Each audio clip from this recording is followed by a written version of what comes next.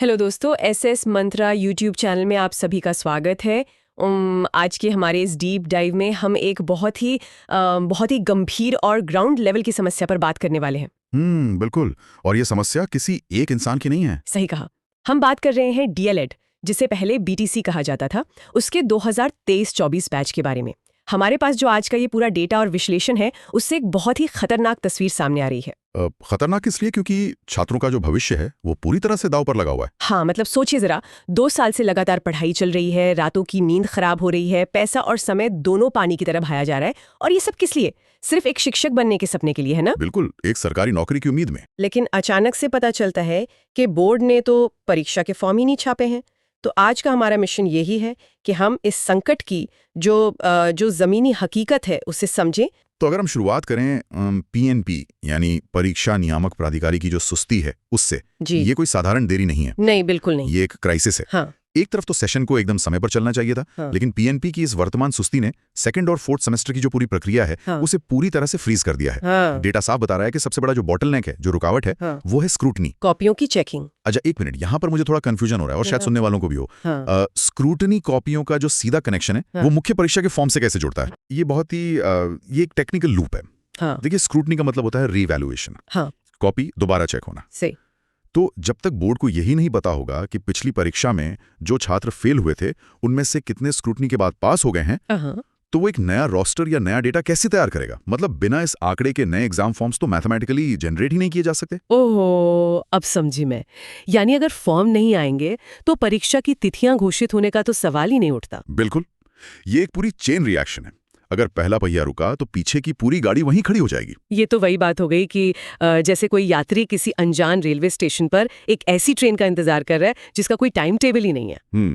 बहुत सही उदाहरण है ना? और उसे पता है कि आगे उसकी कनेक्टिंग फ्लाइट छूटने वाली है, समय निकला जा रहा है, लेकिन वो प्लेटफॉर्म पे फंसा हुआ है क्योंकि ट्रेन का सिग्नल ही डाउन है। और आप सोचिए, इस तरह का इंतजार और ये जो अनिश्चितता है, हाँ, ये छात्रों के दिमाग पर कितना भयानक मानसिक दबाव डालती है। बिल्कुल सही कहा। शिवांश मिश्रा सर ने भी इसी बात पर जोर दिया है कि ये देरी एक बहुत बड़े खतरे की घंटी है।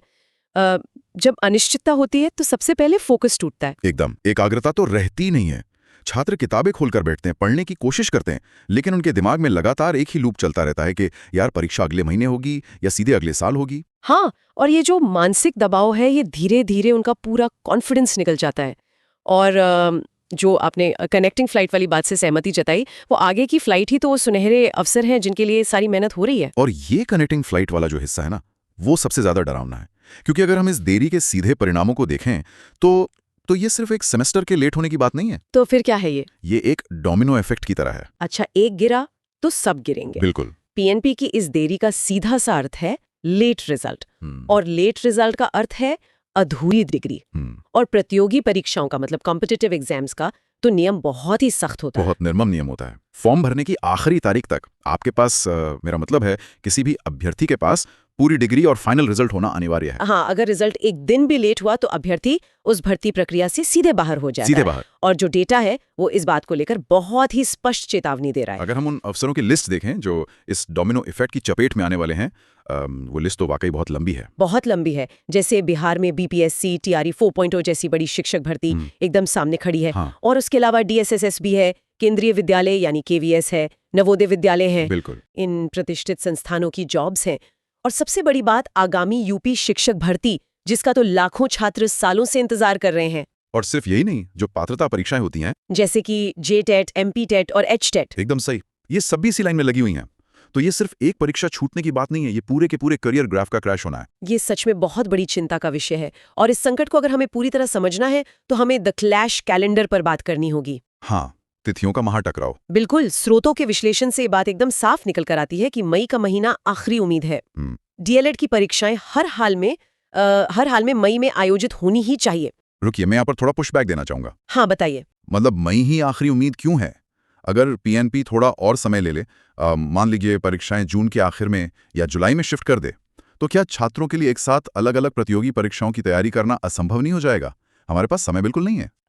आपने बिल्कुल मेरे मुंह की बात छीन ली, क्योंकि आगे का कैलेंडर तो खाली है ही नहीं। वही तो। अगर जून महीने को देखें तो वहाँ यूपी पुलिस एग्जाम्स प्रस्तावित है और हजारों डीएलएड छात्र ऐसे हैं जो यूपी पुलिस भर्ती की परीक्षा भी देने वाले हैं। बिल्कुल सही। और फिर जुलाई की तरफ बढ़े तो? जुलाई में यूपी टेट एग्जाम्स का साया पहले से मंडरा रहा है। ओहो, तो अब मुझे इस क्लैश की पूरी पिक्चर समझ आ रही है। यानी अगर पीएनपी ने मई की शुरुआत में परीक्षाएं नहीं करवाईं, तो छात्रों को एक ही समय पर 2 अलग-अलग और बहुत ही विशाल सिलेबस वाली प्रतियोगी परीक्षाओं को टैकल करना पड़ेगा। हाँ, जो कि व्यावहारिक रूप से असंभव है।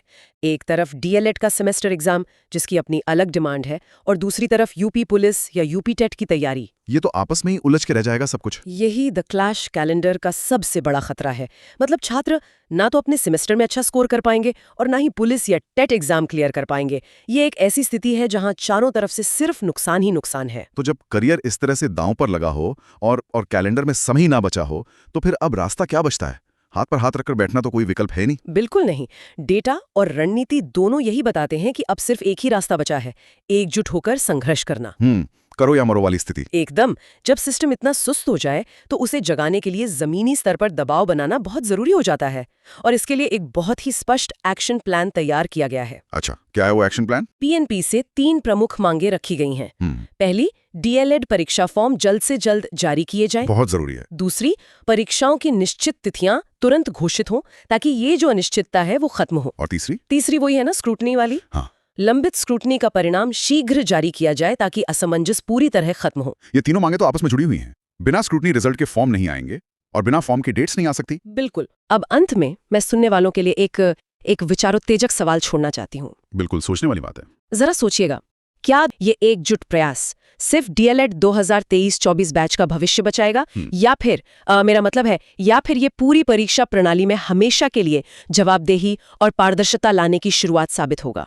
ये एक ऐसा सवाल है जिस पर हर छात्र को, हर सुनने वाले को विचार करना चाहिए। बहुत ही गहरा सवाल है ये। दोस्तों, अगर आपको ये क्लास पसंद आई हो तो वीडियो को लाइक करें और एसएस मंत्रा चैनल को सब्सक्राइब करें और बेल आइकन दबाना ना भूलें। धन्यवाद।